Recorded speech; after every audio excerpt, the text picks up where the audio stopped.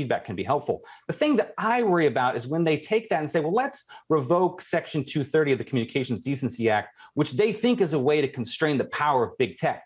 But the reality is actually, if revoking would probably hurt the smaller platforms. Section 230 is kind of like if I rent a car from Hertz and I run a red light, get caught in a red light camera, guess who pays that ticket? It's not Hertz, it's me. And that makes sense because it promotes my individual responsibility, taking responsibility for my speech. So same thing, if I go into Reddit and I say, John Doe is a crook, John Doe can sue me for defamation, but he can't sue Reddit because Reddit's not expected to review all that. I think that's a really important principle. Revoking Section 230, look, Google, Facebook, Twitter, these companies have armies of lawyers and content specialists. They'd be fine if 230 went away. The company that gets hurt is the next Facebook, the next Google, and all those small platforms that depend on the same liability protections.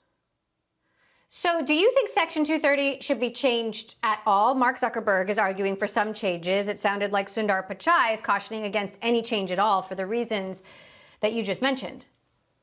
Yeah, I think it's widely misunderstood. And again, I keep analogizing to this rental car example. We want people to take individual responsibility for their speech online. That's what helps create a healthier internet. And Section 230 is actually a routing mechanism. It says that if I defame you, you come after me, not the platform. And that makes sense. There is accountability.